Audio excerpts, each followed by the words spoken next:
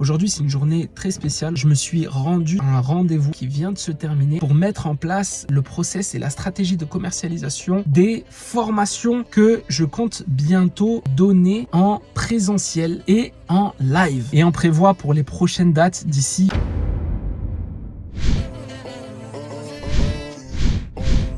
et bienvenue à toi dans cette journée 104 du Build in Public. Je te rappelle qu'on est là pour te référencer jour après jour comment mettre en place un empire dans le domaine du SMMA et tout ça en commençant de zéro. Aujourd'hui, c'est une journée très spéciale. Aujourd'hui, voilà, j'ai un petit peu travaillé sur l'association, mais je me suis rendu surtout à un rendez-vous qui vient de se terminer avec un frérot à moi pour parler et pour mettre en place le process et la stratégie de commercialisation des formations que je compte bientôt donner en présentiel et en live. Donc pour rappel, il y a quelques temps de ça, je commençais à avoir beaucoup de demandes. Ces demandes, à chaque fois, je les renvoyais vers d'autres formateurs parce que moi, je suis un grand consommateur de formation, mais depuis que je suis sur YouTube, depuis 2020, je ne propose aucune formation, juste je les consomme et je conseille à ceux qui souhaitent se former, je conseille d'aller à droite ou à gauche selon le domaine dans lequel ils souhaitent se former. Mais au vu de l'augmentation de la demande que j'ai reçue, j'ai décidé moi-même de sortir mes propres formations, mais derrière, ça demande un gros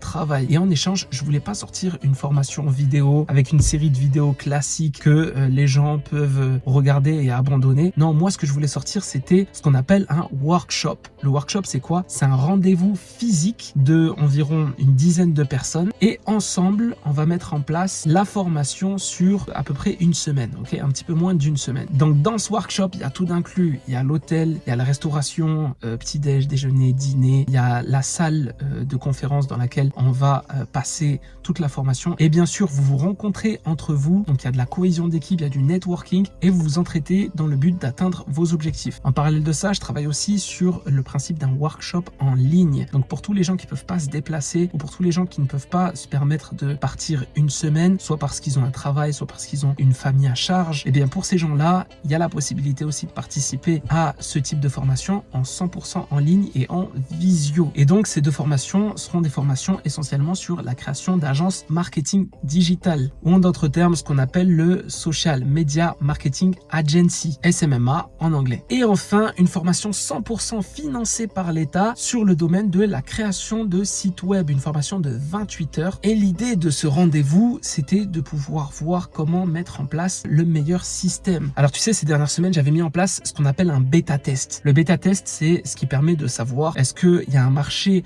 dans le domaine, est-ce que le marché est intéressé, est-ce qu'il y a de la demande, cette demande-là, de quoi elle a besoin, qu'est-ce que moi je dois implémenter dans mes modules et comment je dois organiser mes modules pour la demande particulière de ce marché-là. Mettre en place aussi la stratégie de récurrence parce que là, vu qu'il s'agit d'un workshop, donc ça nécessite ma présence, mon énergie et mon temps. Donc, à quelle fréquence je peux me permettre de donner ce type de formation, que ce soit aussi bien en présentiel que en ligne, puisque dans les deux cas, même en ligne, je suis en live. Donc, dans les deux cas, il faudra ma présence et il faudra donc que j'investisse de mon temps et de mon énergie. Et il y a plein de choses à voir derrière ça. Quand tu vois quelqu'un qui essaye de sortir une formation et encore plus qui essaye d'organiser un workshop, surtout quelqu'un qui a une petite audience comme la mienne, même si mon audience, je sais que elle va monter, surtout à la fin de ce challenge-là. J'attends juste de terminer ce challenge-là pour faire booster l'audience. Mais quand tu as quelqu'un qui prépare un workshop, vraiment, ça demande beaucoup de préparation en amont, que ce soit aussi bien pour les modules, aussi bien la pédagogie pour transmettre la compétence de manière vraiment facile et compréhensible, parce que finalement, un formateur, c'est un enseignant, c'est quelqu'un qui va transmettre une compétence. Mais il y a aussi toute la stratégie de temporalité à mettre en place. Ça veut dire que si je dois proposer une formation en présentiel, eh bien, il me faut des dates. Mais ces dates, il faut qu'elles correspondent, par exemple, aux vacances scolaires. Il faut que ça rentre dans un week-end. Et tout ça, c'est des calculs à mettre en place. Et c'était l'objet de mon rendez-vous d'aujourd'hui, puisque je connais quelqu'un dans mon entourage qui est très bon à ça, qui est très bon dans la mise en place de systèmes, la mise en place de process. Et je sais que si je lui parle de ma problématique, je sais qu'il m'apportera des trucs auxquels je n'ai pas pensé. Et ensemble, on pourra trouver des solutions aux problèmes que je rencontre et même même anticiper les problèmes que je vais rencontrer plus tard. C'est pour ça j'ai eu mon rendez-vous aujourd'hui avec ce proche-là. Et je t'encourage de t'entourer envers des personnes qu'on appelle des A-players. Les A-players, c'est qui? Ce sont des personnes qui sont très bons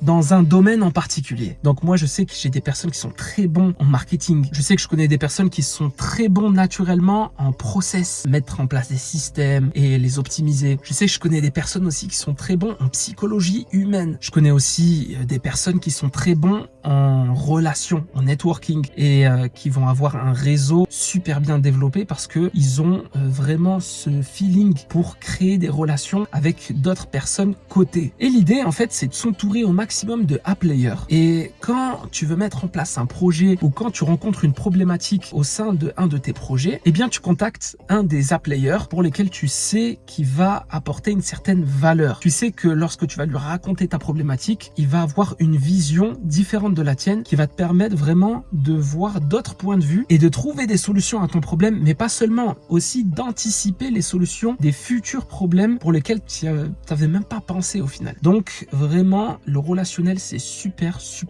important. Je parle souvent avec des jeunes entrepreneurs qui commencent dans l'entrepreneuriat et en fait, ce sont des solopreneurs. C'est-à-dire qu'ils estiment ne pas avoir besoin de l'extérieur et ils estiment tout savoir et tout maîtriser. La réalité, c'est que tu ne peux pas tout savoir, tu ne peux pas tout maîtriser. Et le secret, il se trouve vraiment, la clé, elle se trouve dans la relation que tu peux créer avec d'autres personnes qui ont un potentiel, qui ont des compétences, qui ont des connaissances dans des domaines pour lesquels toi, tu n'es pas forcément un A-player. Voilà, c'était ma journée d'aujourd'hui et je l'ai consacrée essentiellement à mon projet de formation. Projet de formation qui sort bientôt, je l'espère en tout cas. Et on prévoit pour les prochaines dates d'ici fin mai, voire début juin. Mais je vous tiens au courant très bientôt durant la suite de ce challenge. Je vous dis à demain pour la journée 105. Peace!